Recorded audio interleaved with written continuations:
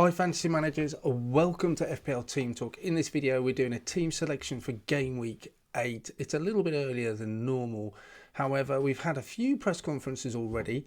Nothing I think that would make much influence to my decisions or team selection transfer policies. But I'm not expecting any news to change anyway. I'm rolling over a transfer. If some of the players are ruled out for whatever reason, my bench is there to cover it. So I think I'm pretty well set as to what I'm going to do. So a quick recap of where I am right now. 431 points, 841,000 in the world, just outside the top 10%. Last game week, as we all know, was quite a low scoring one. I only got 37 points. I think that was one more than the average. But because I'm in the top 10%, it was a small red arrow. So not entirely where I'd want to be. I'd want to be number one, obviously. But I'm not a million miles off the pace. There's such a small variance between the top 100,000 and the top million almost that, one good game week suddenly propels you halfway up that. I could halve that in a week. Every week spring brings eternal, and I'm just hoping that that's this week coming up that makes all the difference for me. Okay, so don't forget to press that subscribe button if you enjoy the FPL content. And let's have a look at my team. First of all, the fixtures then. Some people on Twitter are keeping up with social media, just really concerned, it seemed, about the fact that Mo Salah's the obvious choice for captain and they've got Watford in the early kickoff.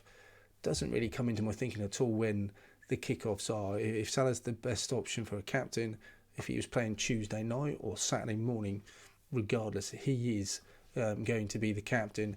Just not bothered about kickoff times. Game to targets then, we've got Watford away. Obviously got Manchester City versus Burnley, screams out from an FPL point of view as opportunity. Norwich Brighton possibly looking at a clean sheet. That won't be easy though away at Norwich. Chelsea Brentford will be interesting, but obviously so many people wildcarding, and with those Chelsea defenders also, they'll be looking at a clean sheet there. And then the last game, bring it to rear again, fewer people with Arsenal defenders.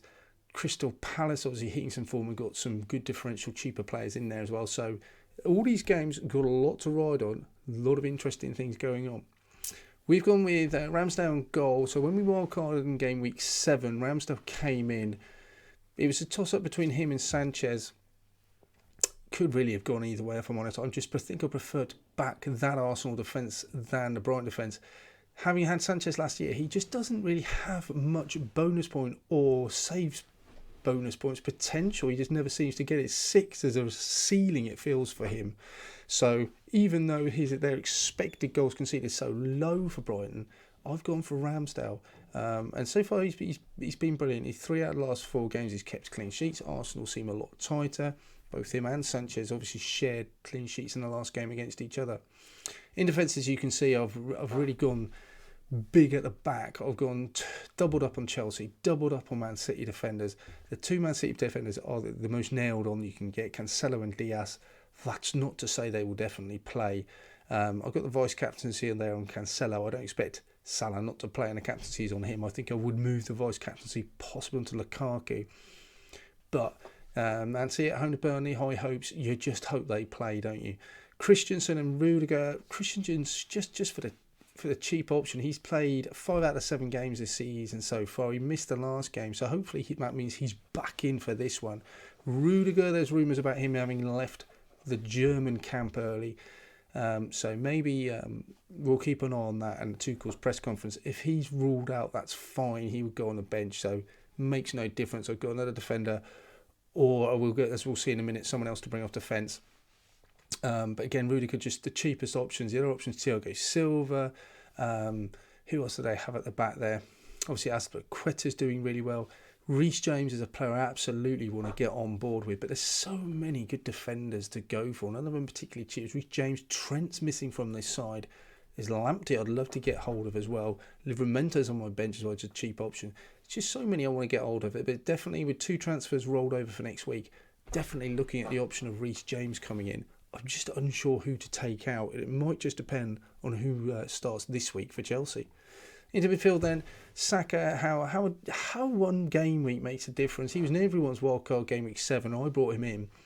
Blanks against Brighton, and suddenly he seems to be a bit of a forgotten man. Everyone's now going on Mbeumo instead. And if in all honesty, I think if I was wildcarded this week, I would have gone Mbeumo too. but it doesn't suddenly make Saka a bad option. And Mbeumo a little bit cheaper, Brentford, tougher fixtures, but Saka still, you know what, he's an attacking Arsenal side who's found some form, and he's pretty nailed on in that side as well. So I'm hopeful at home to Palace that he can produce something. Salah, not even going to talk about that. Rafinha, again, how many minutes is he going to get this weekend? Depends how much he plays for Brazil. Bielsa came out and said he doesn't know how many minutes he's going to get for Brazil, what time he'll even get over here, what sort of state, how tired he would, what will he play for Leeds. So up in the air really with Rafinha.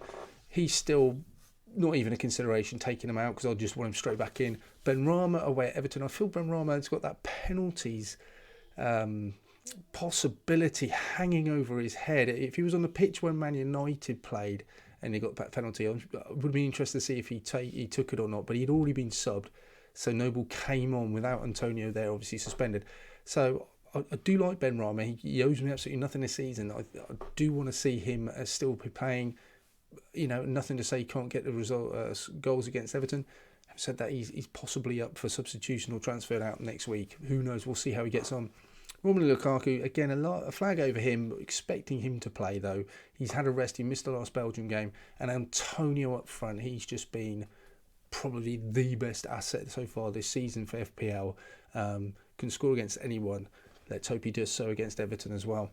On the bench, Foster, he's my second playing goalkeeper. You know, it wouldn't surprise me if he picked up a lot of save points. You just couldn't, it just doesn't seem a sensible decision playing him over Ramsdale at home to Palace. Armstrong, again, I think if I wild got another week, then he would have come out. Hwang would have come in 0.5 cheaper, and also he's just sat on the bench. That allowed me to put 0.5 into the rest of the team. There's a possibility Armstrong is on penalties as well. Ward-Prowse out for 3 games. It's unsure as to who's going to take them for Southampton. Home to Leeds, possibility he can score. If one of the other players, a Rudiger, a Lukaku, a Rafinha, doesn't get any minutes, then Armstrong's going to be my chosen man to come on. Livramento, can't trust the Southampton clean sheet. He's really cheap though, and our future fixtures coming up, he'll definitely have a role to play. And Gallagher, his XGI just looks brilliant so far this season, but he's going to be the last man on the bench, but he will play a part. It's nice to have a bench that's got players playing in it and giving me options. Wouldn't be surprised to see my bench pick up some points, but as a decision right now, it looks like that's the right call to put those guys on the bench. Okay guys, thanks for watching. I hope you enjoyed this video. Let me know of anything that you think that you would do differently, any transfers you might make. Hit that subscribe button, and otherwise I shall speak to you soon.